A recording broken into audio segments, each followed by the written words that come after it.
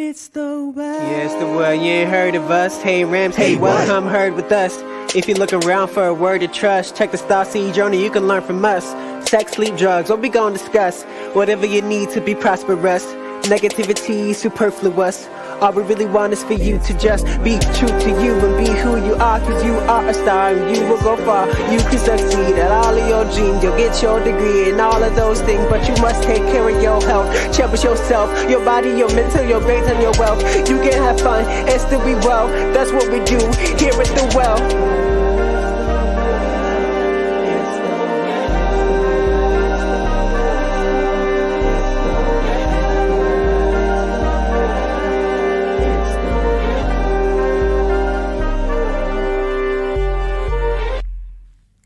Hello, welcome back to What the Well podcast.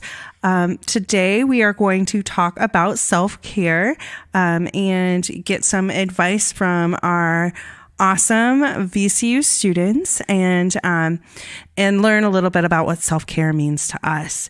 My name is Carrie Baines and I'm the wellness coordinator at the Well. I go by the pronouns she or hers. We also have some fabulous co-hosts with me today, and I'd like to introduce them. All right, guys, welcome back to The Well. So we just came back from break, and we have 3 new guest speakers. Yes, so we're going to go into some introductions. All right, I guess I'll start because I'm first in the circle. My name's Olivia Surface, if you want to get technical. I am a sophomore here at VCU. I'm a peer health educator with the Well, yes. And I am in the sexual health and violence prevention group.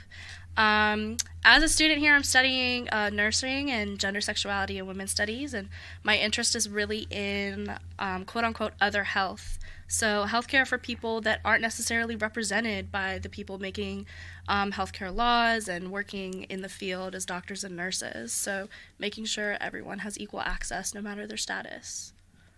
Thank you. All right. Well, I'm Steven. I'm also a sophomore. I'm also a peer health educator. I'm also studying gender sexuality and women's studies. I'm also studying psychology. I'm in the alcohol and other drugs group for peer health educators. And yeah, I can't think of anything else. Hi, y'all. I'm Pilar. I'm a senior here at VCU. I'm studying health sciences with a concentration in exercise science. Yeah, cool. Well, let's go ahead and get started and talk a little bit about what self-care means to us so we can define it in our own words. Oh, wow. I love that I can't hold my facial expressions back, and I feel like it's so hard for me to communicate without them. Yeah, I know. I was like nodding. I was like, yeah. We'll try. Well, I have had really some new ideas in the past 12 hours today about self-care, just learning about affect theory. For people that don't know, affect theory is just kind of an interdisciplinary theory relating to feelings and emotions and kind of the human interaction with feelings and emotions and the politics behind them, because surprisingly enough, they are very political in how certain cultures are allowed to express emotions within their societal standards. Self-care in the past, I want to say 1 to 2 generations, has really had this huge rekindling in our everyday lives. Like, we've seen it, if you look at history, you see kind of the ups and downs of affect theory and being in connection with our emotions. But understanding affect theory, understanding your emotions, is also understanding how other people perceive them and how you have an effect on others. So when you look at self-care, I personally don't like that it's called just self-care. Because yes, you are taking care of yourself and you're doing what is needed for yourself, but you are changing your emotional effect on others. When you take that time out of your day, when you, for instance, I stage my apartment once a week. Does it probably do anything? No. Does it make me feel a heck of a lot better about myself and the world? Yes.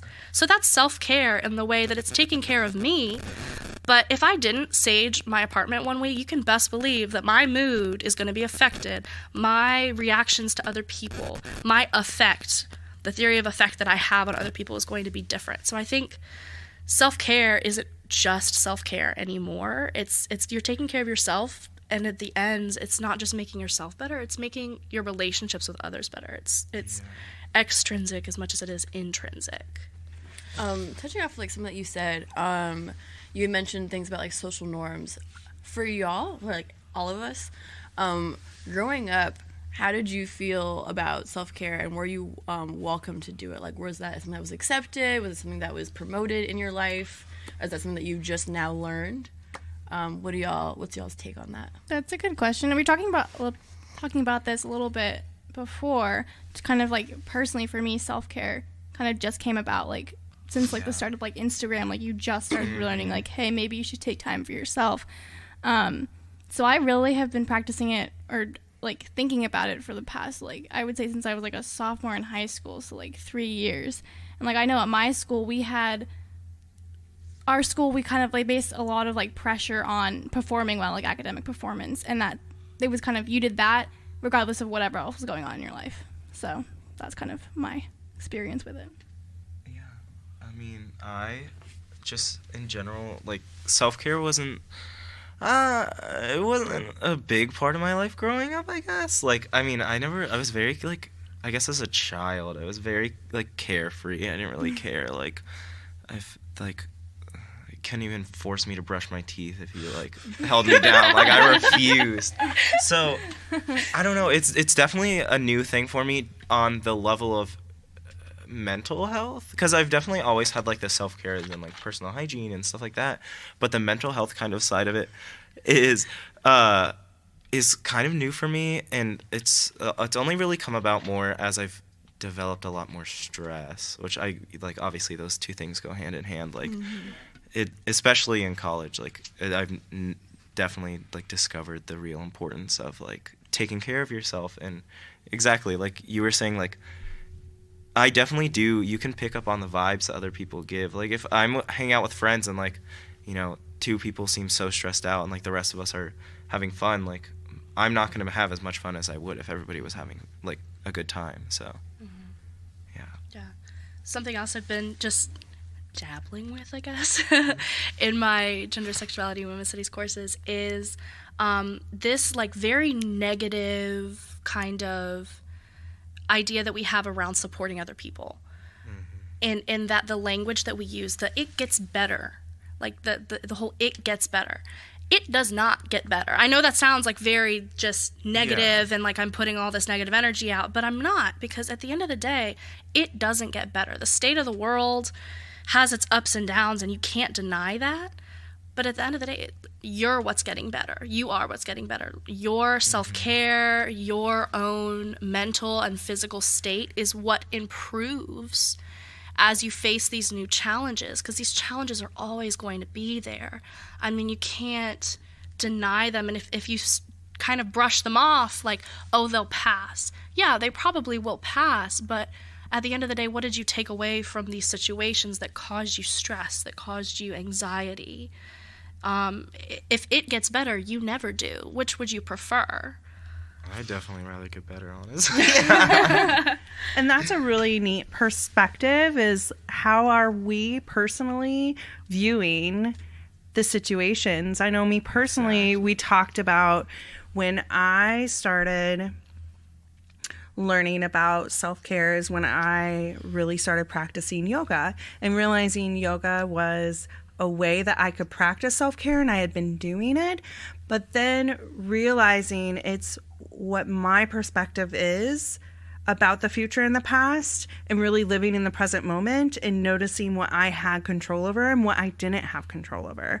So that's a really interesting concept, is really trying to figure out what you are in that moment experiencing and how you're experiencing, and you're making that intentional choice if it's going to be a positive or a negative. Exactly. And then how it affects other people based off of your reaction, it's going to affect others. And that has to deal a lot with like psychology too, because one of the main causes, like, or one of the main, I guess, maybe not causes, but side effects of like depression is catastrophizing, which is basically going from, you know, oh, like I was late to class today. So being late to class means that my grades are going to suffer, which means that, I'm going to have to drop out of school, and then I'm never going to get a job, and I'm never going to have any money, and I'm never going to get married, and then, then I'm just going to die alone. And it's like, that's not a great place to be. You end up on the rabbit trail. Yeah. In your brain. Yeah, And absolutely. it's a very harmful way to go. So that's like one of the main, that's a hard thing that like I had to learn too, is that you can't dwell on small things. You have to think about, okay, what's the bigger picture? I was 5 minutes late to class today, but like I'm gonna be early every other day, and I'm gonna study harder, and and you kind of, I guess, cope with the different things that you're dealing with.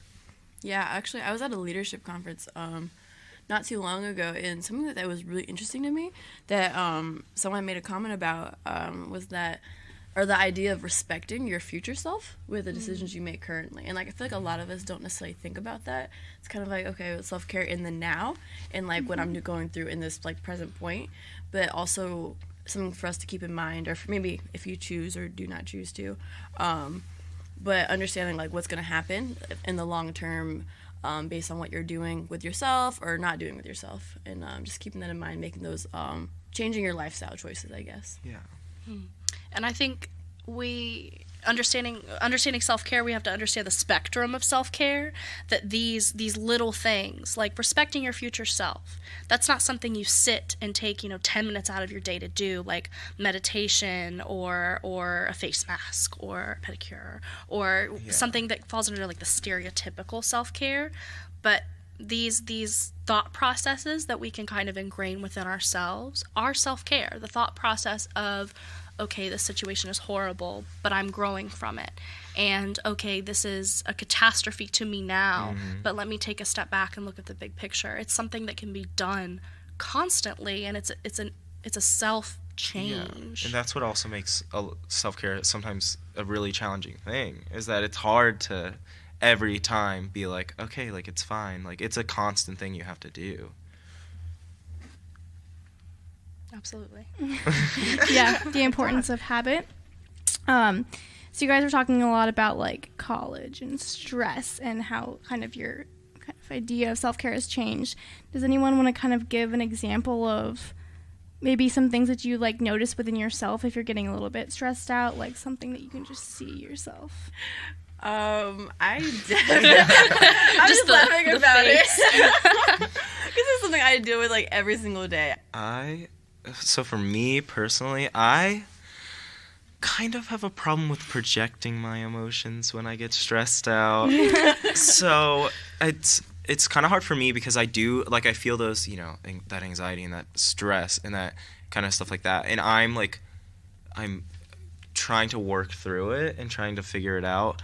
And I get irritable. That's my biggest problem, is I get irritable. And if somebody, like, gets in the way of me doing my self-care, like, I'm gonna be like, no, I ain't doing this, like, hello. So that's like one of the things that I really have to try hard, is like I have to like focus on how I, like you were saying, my effect. I have to focus on how I portray my emotions and how I affect other people when I'm dealing with stress. Yeah. I have a question for y'all. So, like, you were talking about how, like, the way that you affect others. At what point do you feel like you want to be a genuine person, but at the same, like, how do you feel like, or I shouldn't say at what point, but how would you manage being a genuine person? Like, when someone says, how are you going to say good all the time? Or are you going to actually say, like, how you feel when you're thinking about how you want to affect that person and, like, how they, like, are dealing with your emotions? I can say that when I ask someone how they're doing, I think in our society, in our day and age, that's not a, how are you doing? It's a, hey, what's up? Acknowledge that I'm here right now speaking to you. That's very true. So I think it's hard to say, like, your effect in that scenario. I think, of course, if you answer honestly, if you have something on your mind and you're, trying to reflect that, it's just off-putting because it's not necessarily the response that they're looking. Yeah, it's not what someone expects. If you walk up to somebody, you're expecting that, I'm great, how are you? You don't expect, like, well, my dog just died, or, like, I just failed my biggest exam this year. Like, You have to, like, have that pause, and it's just like, you have to like try the person Yeah, like, like, is, like what trying do I to do? like think What of do I like what's like gonna make you feel better, but like you can't like in that little quick scenario. I feel like that question, just the how are you in passing, is really a how are you in this moment that I'm speaking to you? Is it okay that I'm talking to you? Because if you say good, that's just kind of a signal for the conversation to continue or for the conversation to come to a close if it is in passing, like I'm good. I think it's more of a response to thanks for acknowledging me. Here's your good. Drop that. It's just Drop the it's mic. like it's basically just a conversational mic drop. No, but I like that question a lot, though, because learning about affect theory for me has been a challenge of understanding my effect on others. And as growing up the way I grew up and the way that I just naturally am, I'm very hyper aware of my emotions, and I'm hyper aware of other people's. I'm an empath, if everyone knows what that means. Like, I absorb energy out of a room. I am like the black hole that walks in and is like, I know what day you're having. I know what day you're having. And it's exhausting being that way, but sometimes it has just all these positives that I can't really deny, because I am, at the end of the day, pretty hyper aware of my effect. So, I'm sorry. do you want to go? I just so you're talking about like the effect theory and what's your effect on others, which I think is extremely important. But do you think that there could be something to be said for, maybe you are having a bad day and you don't want to put that into the negative energy, but maybe in trying to be positive, it could like in turn you're kind of just like trying to push away that emotion to the side and be like, oh, I'm fine, but you're not fine, and then like it turns into like this thing. That's actually my exact question. Yeah. It's like, when do you balance? Yeah. Not to, when like, do you not try coming to at you ask saying, for just, help like- when you need help? Yeah. Absolutely. And I think I got asked this exact same question in class today. Yeah, it's like and hard. It's hard to explain my answer, because my answer is 9 times out of 10 when I know I'm going to have a negative effect on someone else, I don't open my mouth. Like, there'll be days in my classes that I don't say anything because I know for a fact I'm having a bad day and my answer is not going to be beneficial to the conversation. But that's a part of me being like hyper self-aware and being who I am. I think on like the day-to-day when I am not in the right headspace to have a positive effect on somebody, I pick and choose who I interact with, and I have that, I keep kind of that, socially acceptable conversation of, how are you doing? Good.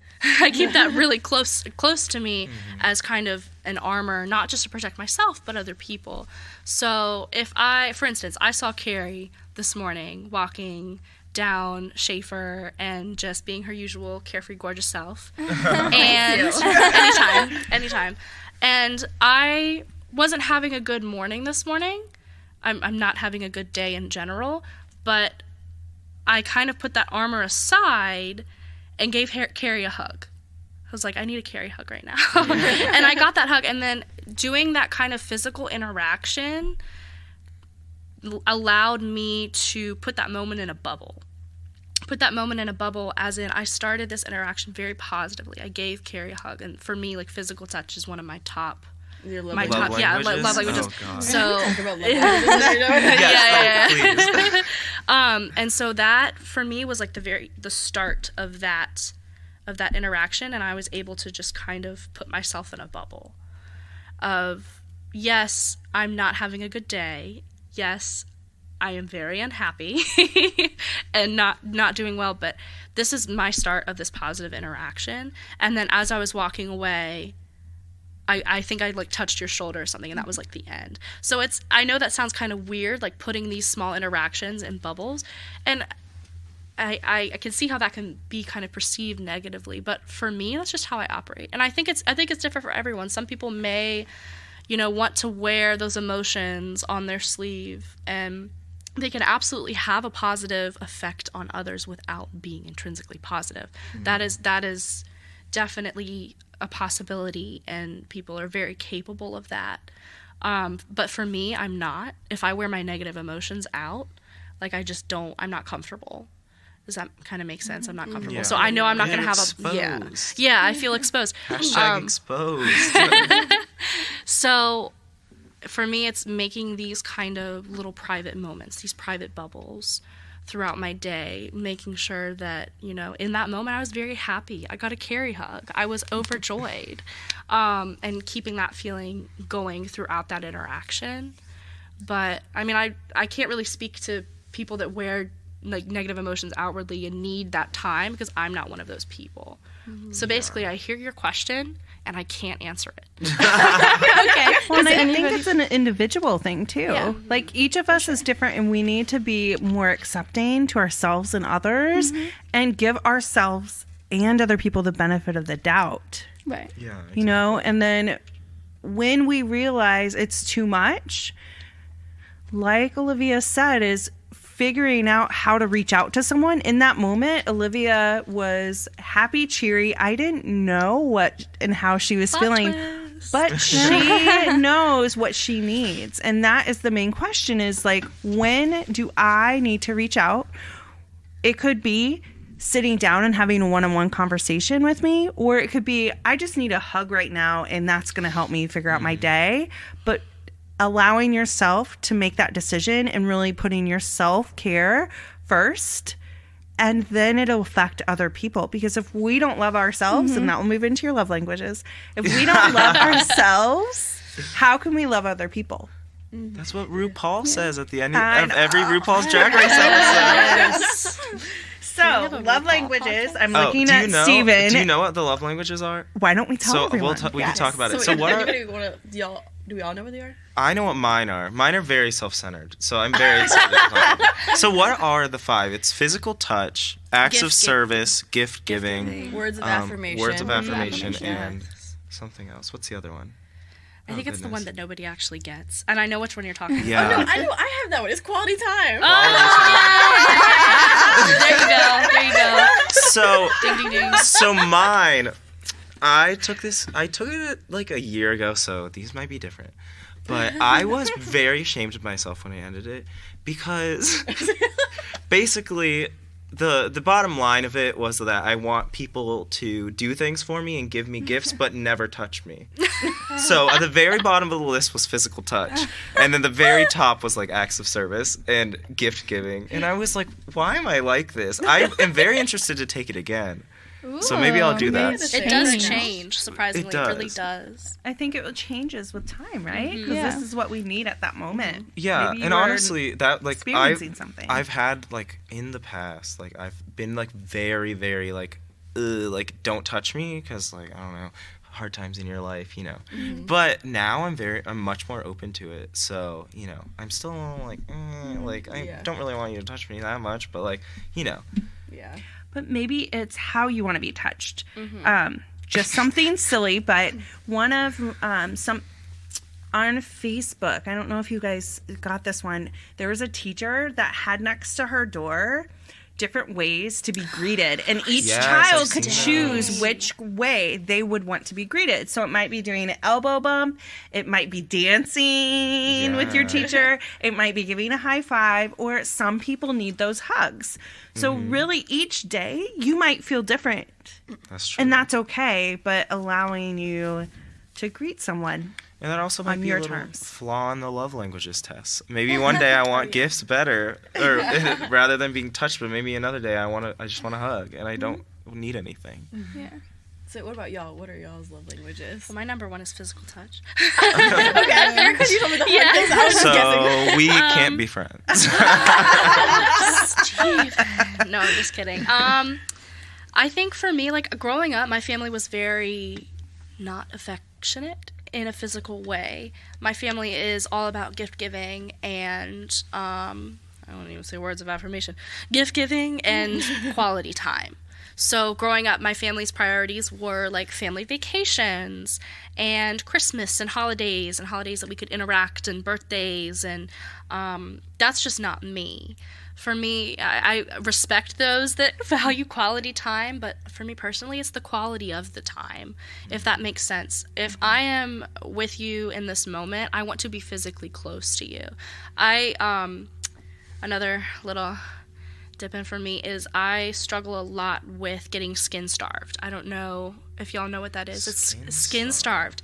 So it's this concept of skin starvation.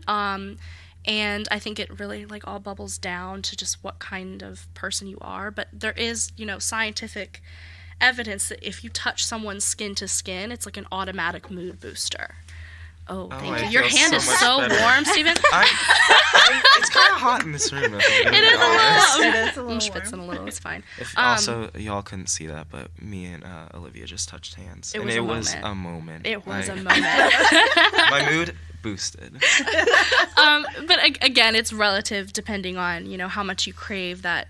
But it's like this very primal urge that we have. It's the reason that you hold a newborn baby to your chest so that you can bond. And I never grew out of it. So I'm a newborn baby, and I need people to touch me to show me that I matter. What about you, Hudson? I'm interested. You're interested? I feel like mine over there. I know she is. I'm trying to get you to talk. Come on. Mine is like words of affirmation. So like if you don't tell me exactly like what I mean to you, I don't know. And like I want to hear it. I want you to tell me. And, like that's how I show like my love for somebody. Like my appreciation. Tell us how somebody. you really feel about all of us. Ready? Go. You No, I'm are kidding. I'm beautiful kidding. people. No, yeah. Like I like struggle a lot. Like if like I get confused. Like I need it to be like written down. Yeah. You need to text it to me, full paragraph. That's how I go. Yeah. I'll hit you back with that K, but I got you with a hug. Like, Yeah, exactly. God. So I'm always just like, elaborate on that. Tell me why. Someone's like, oh, I love you. I'm like, well, why? Tell me. I'm not Why? Yeah, why? yeah, me and like past partnerships with people who value words of affirmation have not been pretty. I seem like a talker, right? Yeah. But 99% of what I say just like doesn't mean what I want it to mean. I don't know. I'm so bad at like being legitimate with someone and being like, I love you, like you're important to me, because I feel so weird saying it when I could show it to you. You know. That's sad. Carrie, do you have your love languages? Do you know I've them? never done this before, but I can tell you Pull what the quiz out. basically when you said the 5, what Yeah. mine would be. Mine also, I'm very similar to Olivia, is the physical touch. So yes, I love hugs high and fives. those high fives, fist bumps. And I feel like my daughter's the same way. We're always hugging each other. And then also, like, I really value quality time with people and setting the phone aside and getting to know them and having good conversations and being with that person and spending good time. Not just the quantity. It's the quality. It's the quality, and it's that one-on-one interaction. I really thrive off of one-on-ones. Like, groups are great. I love teaching group exercise and teaching people in groups, but one-on-one is what I really need. Yeah, I think understanding love languages also goes with understanding how love languages can work together. Because like I said, like I struggle with partnerships where words of affirmation are important, but I'm a really good writer. Like I can write down things, I just feel awkward saying them. So it was like learning alternatives and understanding that your love languages, yes, that's how you like to receive love, but it's also how you give love. So for me with physical touch, like I tend to just suffocate people. Like I suffocate the people close to me. Yeah. And kind of monitoring how extreme you go. Yeah, I can definitely go off of that. Because I know, like, in my relationships, I've always been the type, like, I just want to use my love language and give it to you. That's all I want to do. And then as of recently, I've definitely had to learn, like, okay, you have a different love language. So how am I going to give you yours? You know what I mean? And, like, it happens to work right now for my current one because we both have quality time. But there's other ones underneath of that. Like, that's our highest one. But underneath of that, so his is more so, what's the other one? Oh, my goodness. Physical touch. And mine's not physical touch. It could be at times, but... I relate. at times, but I'm more of like a words of affirmation person. Like, that's how I want to give my love to you because you're amazing. But, like, you just want me to touch you. And I'm just like, okay, we can, like, cuddle, I guess. Yeah. You know, I think it's very important to understand other people's love languages and your own so you can, like, easily communicate, like, yes, I enjoy this and don't enjoy this. So, like, if you want to help me with my, like, making me feel better with my self-care, like, these are what you should do. And that's important for other people, too, to be like, hey, like, what do you need? And that's the most important thing that I wanted to touch on earlier, is that there's people tend to like to think that they know everything a lot of the time, but it really is you don't. So like, you know, people will be like, oh, well, like, go home, put a bath bomb in the bath, and you'll feel so much better. But it's like, maybe I hate baths, and if I did that, I would feel like 10 times worse. Like, you know, it's kind of tricky. Because you want to give advice to people, but you don't want to, like, you know, you don't know if it's going to necessarily work for them. This is true. It's also how you give advice. I feel like sometimes as especially being a health educator, I've learned that it's better to ask questions and figure out what that person needs. And you'll hear me talk about that all the time, is like, you really need to do a good self-reflection. And sometimes it's having someone ask you questions, or if someone's expressing that they need something right then, helping them figure out what they actually need. Because all of us, like you said, are different. We want different things. We need different things in order to function. You know, like what I do for self-care might not be what someone else needs for self-care. Exactly. You know, like some people don't like to get pedicures. They don't like their feet being touched. Some people don't. Some people don't like to get massages. Yeah, like they don't like that touch. But then helping them figure out what they like to do to make themselves feel better. It could be going to a group X class. It could be working out. It could be a foodie, going to have your favorite food with a good friend and a great conversation. Yeah, so it's really what you want. I think it's definitely really important to also like ask your friends or significant others, whoever, basically your child, when they're telling you something, because you were just mentioning this, when they're when they're venting to you, I always think it's important to ask, okay, are you venting to me for me just to listen, or are you venting for advice? Yes. That's very important, because otherwise you're going to end up because a lot of we're snapping, y'all. Because it's just, I've realized this so much recently with friendships. Like, and I feel like I used to be very advice. Like, okay, you're telling me something, you want advice. I'm like, okay, you don't appreciate the advice. So we're going to, okay, in the beginning, do you want me to listen? Or do you want me to help you? Exactly. Or quote unquote That's help you? That's very important. So how were y'all able to find what works best for you? Like, how did you discover it?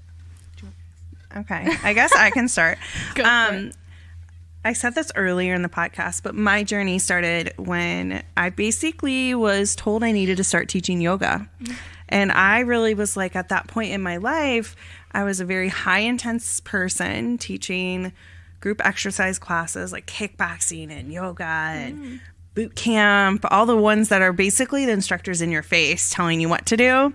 That's where I was in my life. And they were like, oh, your stretching is really good. You need to teach yoga. And I'm like, yoga? What? I have to like calm down and like be nice to people to teach.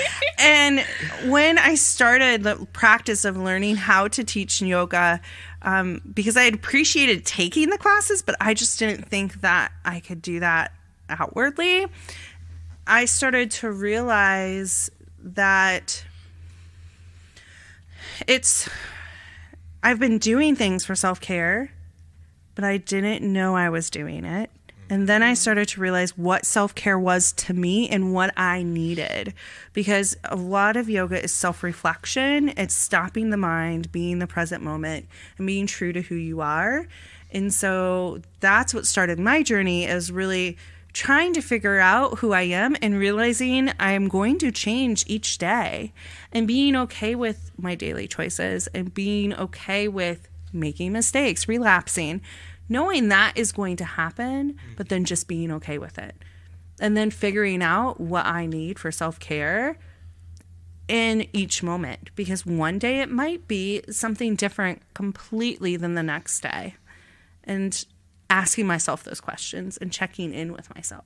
I feel like I had a lot of people telling me, like, here's how you should do it if you're stressed out. Here's how you should do it if you feel, like, antsy. And, like, I would do it, but I didn't like doing it. So it didn't, like, make me feel better. So a lot of what I did was just, like, trial and error, which I think is a lot about self-care, like, figuring out what works. And, like, maybe you read the article about how to sleep more, and you're like, that doesn't work for me, you know. I'm not going to just sit there and count sheep. Like, that's not going to work. So definitely, like, in college, it helped me a lot, just being able to talk with a lot more people. How did, like, coming to VCU kind of maybe hinder or enhance kind of self-care? Do they promote it? Well, Is I can self-care speak encouraged? on that, actually. I feel like it wasn't a very big part of my life. And when I came to VCU, it was like, I feel like there's so many resources for self-care here. And I feel like it's almost sometimes I'm like, okay, I don't need it that bad. Like, calm down. Like, it's like there's so many like resources and opportunities for like self-care, and like even just talking to other people. They're like, I'm so stressed, like I'm gonna go home and do this, like you were saying, like it was just kind of crazy for me. It's like everywhere. Yeah, I think VCU is so lucky to have, I think, a lot of professors and Carrie, just people who really care that you're doing okay. And they they really do. Yeah, like they really, it's a thing. And like it was not a thing when I was in high school. Like my high school did not care what happened whatsoever. So that was like, coming here was like a big culture shock, in my opinion. I feel like we're so lucky to have the resources that we have, all the programs, opportunities that we have. Yeah, like one of my professors, 15% of our grade at the end of the year is self-care. You writing however much we want to write once per week about what we did that week. And it doesn't require that you specifically sit down and do what the societal standards of self-care are, like face mask, bath bomb, something like that. It just requires you to be self-aware when you are performing self-care. So I think my last entry was like, I reminded myself today that I am growing, and that was my self-care for the week in this paper that I submitted.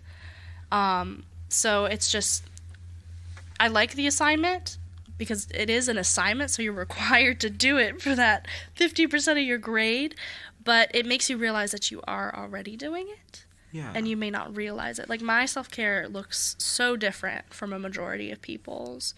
And I don't think there is a self-care majority, point blank, period. I think it's the societal standard of self-care that gets kind of forced down our throats with like social media and advertising. But at the end of the day, it's what made you feel better that day. What made you remind you that you matter that day.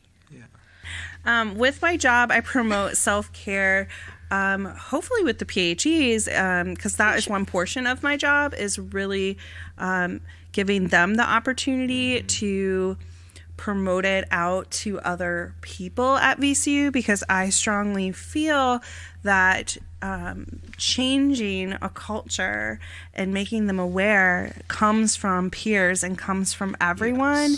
And I really feel strongly that if the peer health educators are not themselves practicing the items that we are wanting them to share with others, that we are giving them a disservice. So I really feel like part of my job is making you all aware of your own self-care and what you are doing and how it impacts you, so then you can be impactful for others. A second part of my position is faculty and staff. So I really try to empower faculty and staff to go within themselves so that they realize how they are affecting others and how their own self-care and the lack of self-care can affect their actual job. So really looking in to themselves, and then hopefully, again, it trickles down to the students. So that's really kind of what I'm doing within my job, is really trying to make sure people are aware of it. And it could be through teaching mindfulness classes.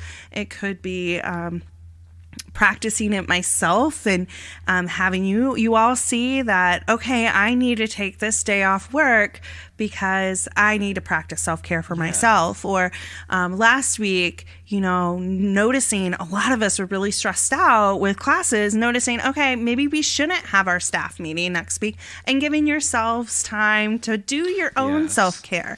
So really trying to practice and live that way so you all see it's okay and it's accepting. This has been a big struggle, and I feel like it is whenever you are an adult or going into the professional world, trying to find that good balance for yourself, and wearing multiple hats and figuring out how your own self-care can be impacted by your work and how much time you put into your work. So one thing I really try to do, and sometimes it could be challenging for you all is I try to put my phone down so that I can really spend that quality time with my family during certain times of the day. So basically from when I get off work until my daughter goes to bed, you're probably not going to hear from me. And that's just so that I can have that quality time with my family. And to me, that's practicing self-care because I'm in that moment with my family and they can be with me versus me being on the phone. So I feel like that's one way I can present it in my family. We also try to balance home responsibilities with having fun as well, because you do have to do the dishes, you do have to do laundry, and you do have to take your car in for an oil change every once in a while, right? So that's kind of where I have to balance it myself and allow myself to have that time as well, allow myself to have that sleep that I need so I can be the best person, allow myself to exercise and go outside instead of always doing the adulting things. So really just balancing it throughout the week. And I mean, really my home life is very similar to a college student's home life in certain aspects, because you all have to do a lot of the things that I have to do. You all work outside of school. So it's really just balancing all the different responsibilities we have and figuring out what's the best way to do that, and then adding self-care in. In the beginning of our podcast, I talked about that. In the morning, I wake up and I figure out what I want to do during the day, and I'm okay with what I got done instead of that huge list that we all have that's like a foot long, you know, like really figuring out what will make me feel good to say I did good self-care today, but I also got things done. So since we did talk a lot about kind of how we discovered what works for us individually for self-care and some techniques, I think it could be beneficial to kind of talk about, you know, not everybody has kind of come to this spot in self-care. Some people are just starting out. So is there any place or any like tips or tricks you guys could offer if someone's kind of starting out and trying to figure out what they like, or maybe some spots on campus that could help people who are kind of just starting or just trying to find something new? And one of my favorite things for like self-care, which sucks for me during the winter, is I love just like being outside and being in nature. That's okay, you're saying. Because I think like especially as a college student, like you're inside like basically almost all day. all day. And so I think it's really important like to be outside and just be able to like soak up that vitamin D and then just relax. Even if you're working on homework outside, like just it's still outside. It just Getting for some me sunlight. being outside like really helps me. What is the sun? And it also it's good for me also like just to see other people in general, because I'm very like social. So I like just, even if I'm not with friends outside, I'm just sitting somewhere, I love seeing other people just going about their day, because it, you know, I don't know, it's like comforting to me. So there are resources on campus. Yes. So I'll talk a little bit about the Plug the resources. The Well, we have Mindful Monday. So if that's the type of self-care you're looking for, stop by the Well at noon on Mondays for about 20 minutes. And each week they do a different type of mindfulness. So last week they added kind of like the art therapy vibe to it. So they colored a little bit. So just being open to figure out what works best for you. So each week they try to make it like that. Personally, I like movement meditation to kind of get my mind to stop. So again, what Olivia said is really being self-reflective and figuring out what you like to do. Like that's really important because each of us is different. There's also ICA has their mindfulness on Tuesdays at noon. The Rec Sports has a lot of different things when you're looking at physical dimension of wellness, really reaching out and figuring out the best program for you, because they have a pool. So you know, self-care could be going and taking a swim if you like to swim. Self-care could be, if you like the outdoors, going on an outdoor adventure program trip. And they have stuff that it's free during the week, and then they also have stuff that you can pay for the weekends or the week. So really discovering you and what you like to do is really helpful, because there's so many resources on campus. Like I can keep on listing a whole bunch, but really really taking what Olivia said about looking at what everyone else does, but taking it as a grain of salt, and then figuring out yourself and taking that time and allowing yourself to discover you, because that is what college is all about, is self-discovery and really realizing what you need and letting that sound in the back of your mind that tells you what you should do, allowing yourself to say what I want to do. How do I feel in order to make myself be a better person that will affect myself and others? Mm-hmm. Yeah, and giving yourself room to change too. Exactly. Like we talk about, self-reflection and just like this intrinsic value of what self-care is to you. My self-care has changed drastically in the past 3 months. From me being pretty antisocial just because I need to get away. Like I want to be by myself. Like right now, self-care for me does not look like being by myself. Self-care for me is putting myself out there and doing things out of my comfort zone. That is what is good for me at the moment. But 3 months ago, I would have said, sitting in my room alone with a book. Yeah. It changes. It's very fluid because our emotions are fluid. Our affect is fluid. So knowing that, I'll listen to myself on this podcast however long from now and being like, I really thought that was self-care. Olivia, this is self-care for you right now. And just being fluid with it and knowing that it's okay to change and not feeling like these outside expectations of, well, this is what you said self-care was for you this amount of time ago. Well, look. It changes. Yeah, exactly. But I also think it's very important, as you were saying, like to put your phone down. And we really need to make sure that we don't let all of those outside things affect ourselves. And we kind of talked a little bit about it earlier, is we really need to focus in on the moment, that quality time that we have with each other. And yes, there's times where we can think about the past and the future, but let's let go a little bit and focus in on the now and be present with ourselves and others. Because that's where the happiness happens, the joy happens. I actually talked about that in my queer nightlife class, actually. We were talking about this, I forget his name, it was some guy was writing about it, but he was talking about how people have a tendency to push off our happiness and kind of our like joy.